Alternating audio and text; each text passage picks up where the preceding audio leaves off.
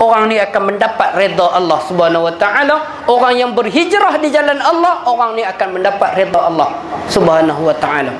Tuan-tuan hadirin yang dirahmati Allah Subhanahu wa taala, minta maaf cakap. Minta maaf sangat-sangat saya bercakap. Kita hidup dekat muka bumi ni tak lama. Tak lama. 60 tahun, 70 tahun, 80 tahun. Ada yang 80 tahun. 80 tahun pun pagak tak ada habis dah. Gigi tak ada habis dah. 80 tahun nak pepak cara duk makan mi tu sedut, tak payah pakai cancah. Tekap muka dekat pinggan tu sedut. Dia keluar naik semua mi. Nasi tak boleh makan dah, daging tak boleh makan dah. Umur 80, gigi tak ada. Tuan-tuan, 80 tahun. Lain daripada Dr. Mahathir 95. Itu Allah bagi nikmat kepada dia. Minta maaf cakap. Ni video ni ada hantar pergi kat luar. Hantar kat luar mah hantar pergi lah. Kalau hantar kat luar kita nak kata kau-kau lagi. Betul. Kita hidup ni tak lama tuan-tuan. Kita beranak. Ibu kita ni yang semua duduk depan ni semua pernah jadi budak. Semua pernah jadi baby. Kita pernah jadi baby. Mak kita bersalinkan kita. Satu hari lah ni kita pula bersalinkan anak-anak kita. Dan anak-anak kita salin kepada cucu-cucu kita. Dan kita ni pernah dianggap sebagai anak. Dan kita ada ibu yang melahirkan kita. Saya minta maaf. Sebelah ni rumah siapa? Rumah abang eh? Abang ke? Oh, sebab apa minta maaf sebelum terlupa. Raya korban tu saya dah lah main sini, saya ingatkan Datuk punya. Daripada korban kan tiap tahun. Baik. Minta maaf lah. Saja duk teringat, duk tengok rumah sebelah ni, duk kalih tengok, duk teringat. Tuan-tuan, ayah-ayah dan ibu-ibu sekalian. Kita pernah jadi anak. Dan waktu mana kita dikeluarkan, kita dilahirkan waktu itu, kita menangis betul. Kita teriakkan waktu tu.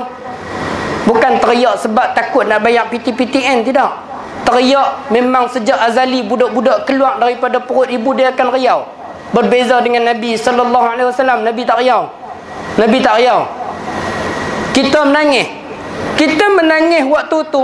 Orang di sekeliling kita, dia menangis juga ke dia gelak? Dia gelak, dia ketawa, dia seronok kelahiran kita. Orang seronok dengan kelahiran kita. Ini tujuan hidup kita ni, tujuan.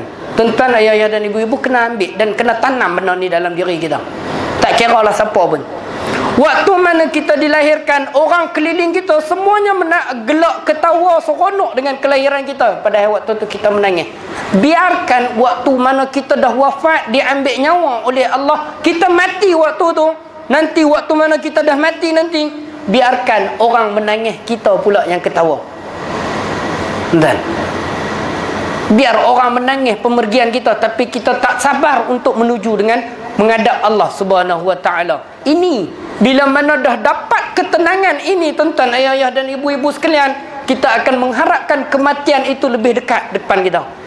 Kita harap sangat-sangat kematian tu untuk menghadap di hadapan Allah, untuk bawa bekalan ini di hadapan Allah, yang mana kita berusaha sepanjang kehidupan kita. Minta maaf sangat-sangat. Mungkin sebelum ni kita jarang sembahyang. Mungkin sebelum ni kita jarang baca Quran. Hari ni kita dah baca Quran. Cuba istiqamah sampai kita mati. Dan ini hijrah yang benar-benar di sisi Allah Subhanahu wa taala. Minta maaf sangat-sangat. Kalau kita hijrah, kita takkan terlepas daripada ujian dan celaan daripada orang ramai. Dan bila mana kita berhijrah, kita bertanamkan dalam diri kita untuk kita sampaikan kepada tujuan yang sebenar, iaitu redha Allah. Dan pada waktu itu pelbagai macamlah ujian yang perlu kita tempuh. Nabi keluar daripada daripada Mekah ke Madinah dalam perjalanan. Suraqah berapa kali nak tangkap Nabi, tak dapat. Tangkap Nabi sampai Suraqah itu ikut Nabi sallallahu alaihi wasallam masuk Islam dah. Dan sebab apa? Wasa'ah. Muraghaman kasiran wasa'ah. Sebelum ni mungkin kita ni berada dalam keadaan mangkit subuh pun lambat. Ada yang tak mangkit sembahyang subuh.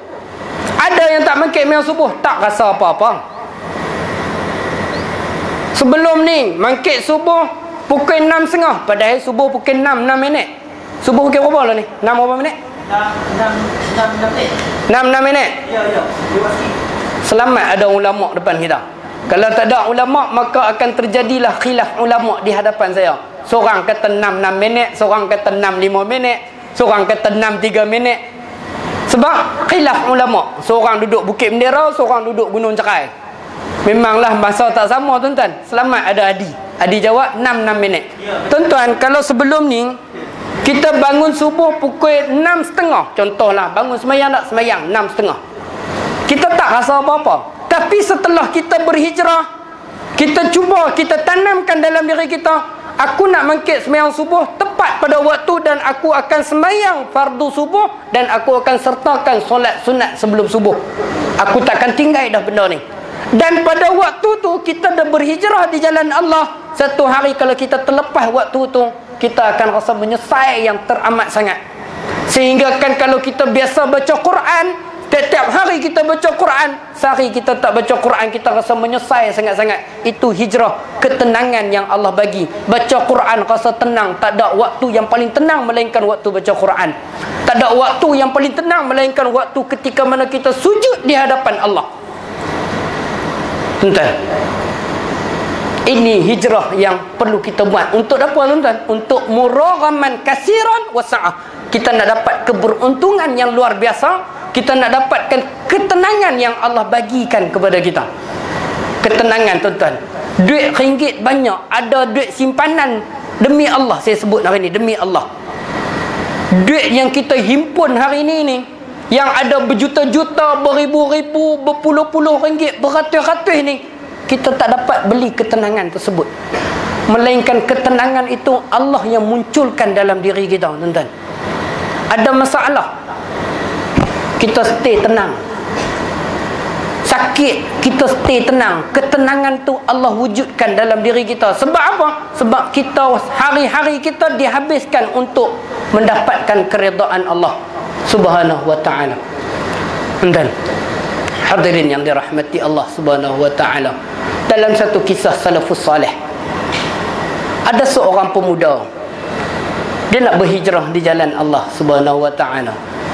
Sebelum dia berhijrah, dia pernah berzina, dia pernah minum arak, dia pernah main judi, dia buat segala kebajikan, segala kejahatan dan kemaksiatan fahisyah, semua dia buat.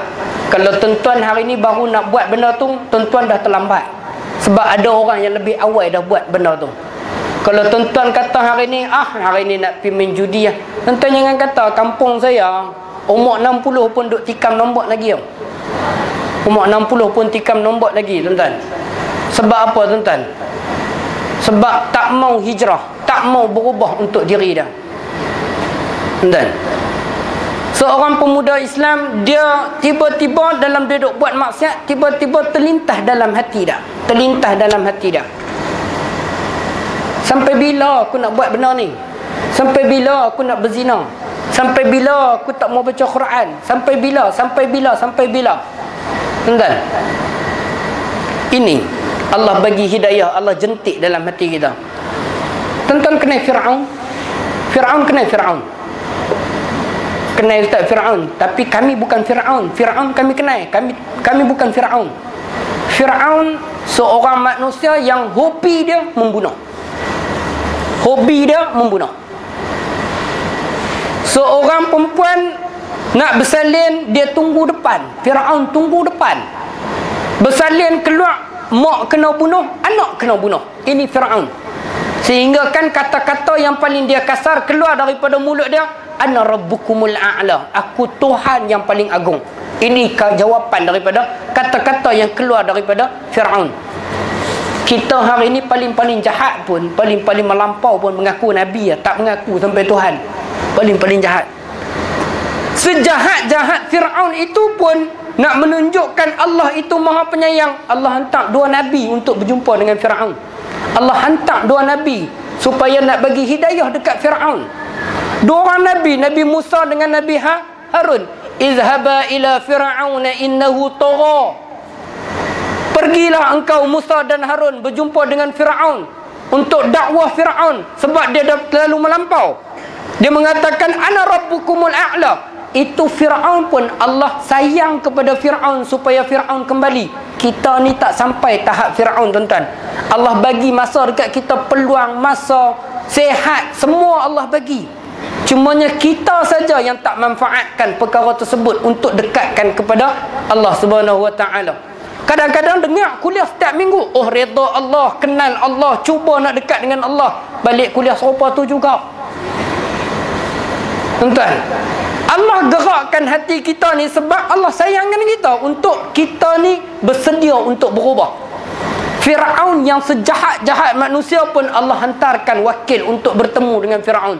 Kita ni Allah hantarkan, kadang-kadang timbul rasa penyesalan dalam diri kita. Awak aku buat macam ni, aku ni tak berasa berdosa ke, aku ni dah tua ni, aku kena kembali pada Allah, aku kena banyakkan sembahyang, nak hidup tak berapa hari lagi, aku banyakkan baca Quran. Cari jalan. Macam mana nak dapat redha Allah? Aku sebelum ni duk kata ke orang, duk hina orang, duk herdik orang, duk kata ke orang macam ni. Anak aku macam mana anak aku? Itu penyesalan yang timbul dalam diri kita. Kadang-kadang Allah hantarkan penyesalan itu untuk kita berubahkan diri kita. Seorang pemuda Islam ini, dia pun berasa dalam diri dia, berasa serupa dengan aku nak berubah. Sampai bila aku nak jadi macam ni? Sampai bila aku nak berubah? Aku nak duduk macam keadaan macam ni. Jumpa dia seorang syekh. Syekh, saya nak berubah syekh.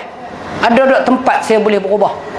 Syekh kata, hang kena pergi dekat satu kampung ni. Satu kampung ni ada seorang guru.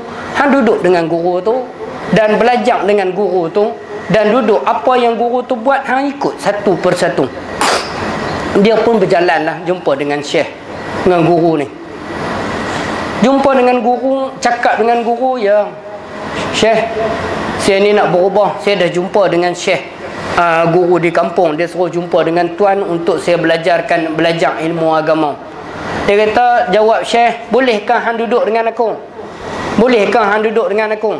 Dia kata boleh, sebab saya dah hari ni memang betul-betul nak berubah. Memang betul-betul nak berubah.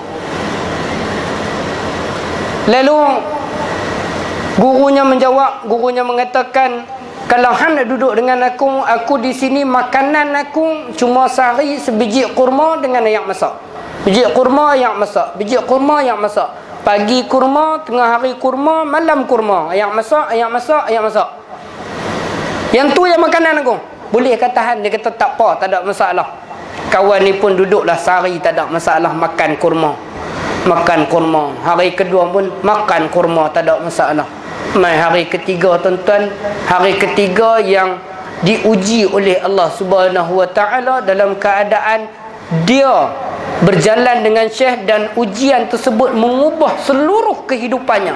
Tuan-tuan di sini, sahabat-sahabat, ayah-ayah dan ibu-ibu sekalian, kita jangan fikir bahawasanya kalau hari ni kita berubah, kita dah jadi baik, perfect only, semua perfect.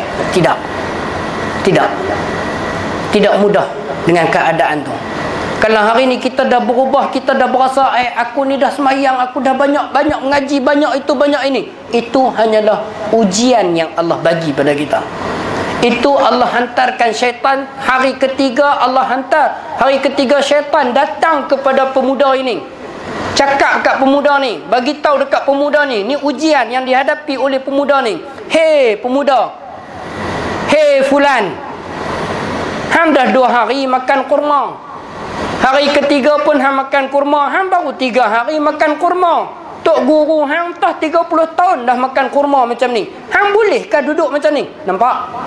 Nampak ujian syaitan? Nampak? Syaitan nak uji, syaitan main nak kacau dia ni.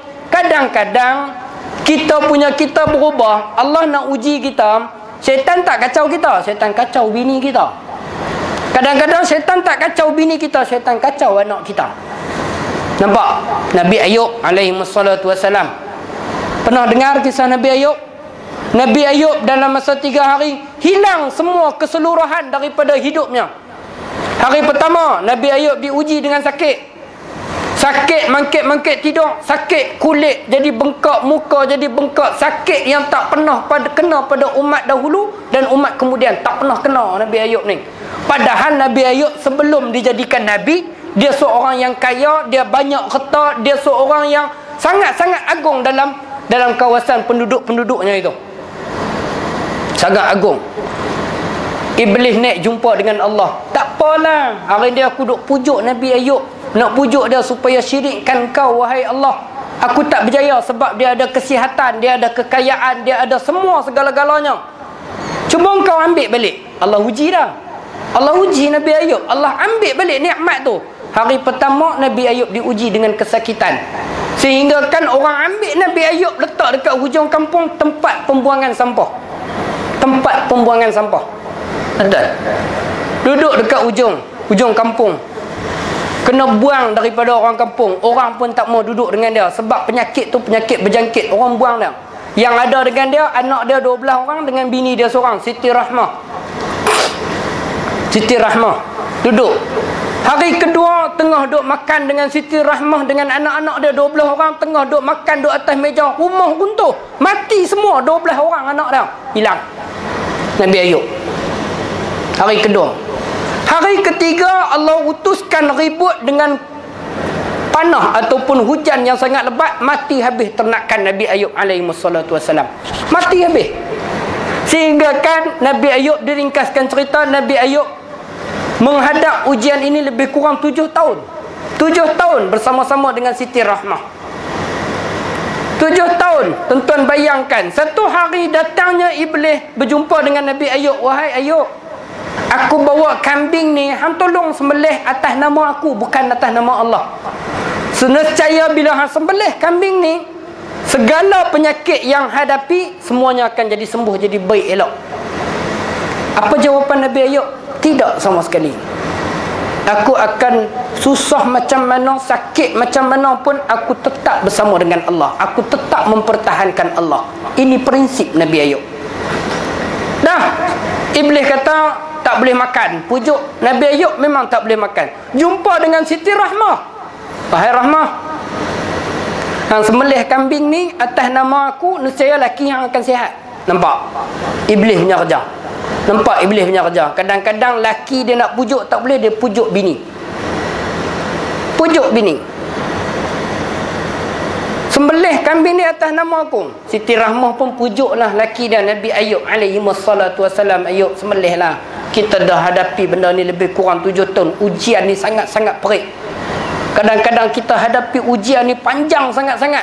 Bilalah pertolongan Allah nak sampai sehingga kita mengatakan mata nasrullah, ala inna nasrullahi qarib. Bila pertolongan Allah? Ala inna nasrullahi qarib. Sungguhnya pertolongan Allah itu sangat dekat. Ini keyakinan Nabi Ayub alaihi wassalatu wassalam.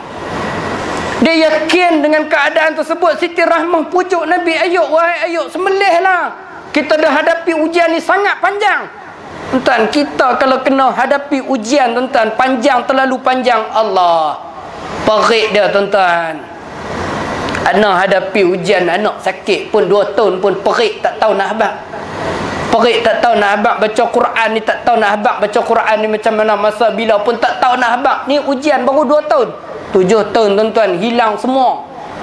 Pangkat ada, kaya pun kaya, rumah pun ada, anak pun ada, semua ada. Tiba-tiba Allah ambil. Dan sehingga kan riwayat mengatakan Nabi Ayub berpisah dengan Siti Rahmah. Kalau hang nak sembelih sangat, sembelih, hang tinggalkan aku seorang-seorang.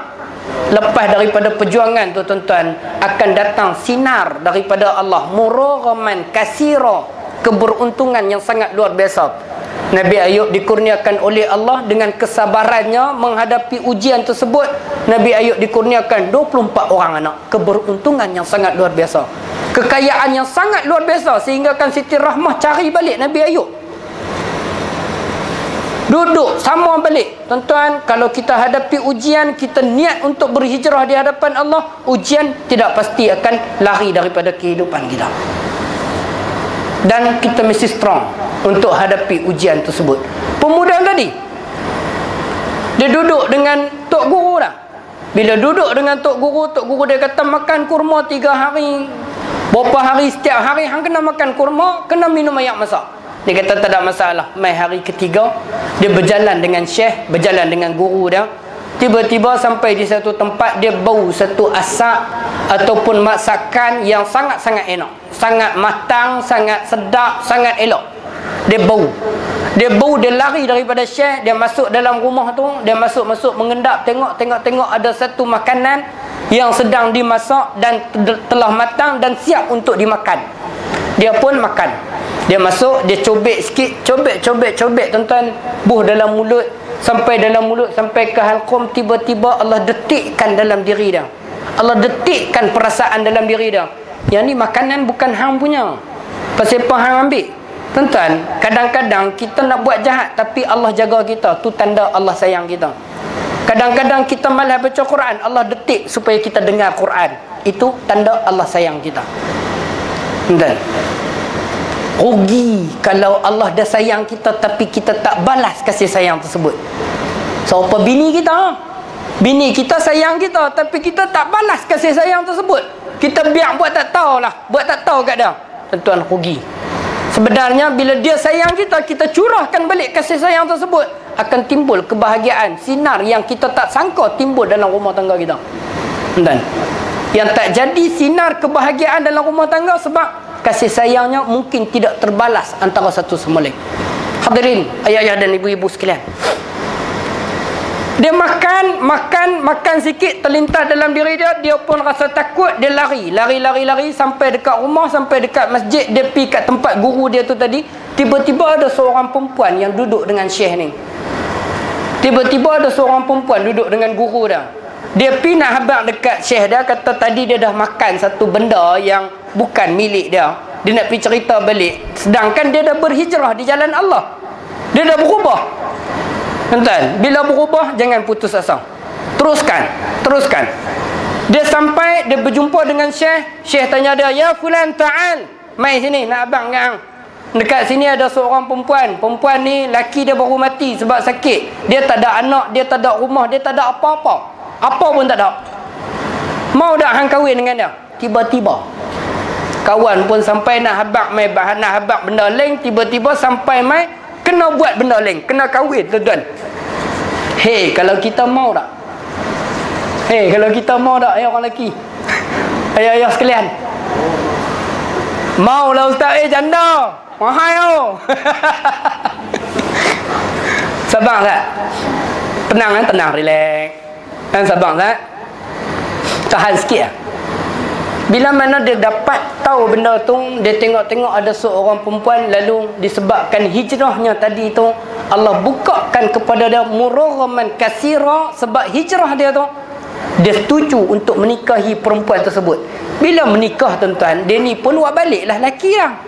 Menikah apa semua, dia kata dia ni tak ada rumah.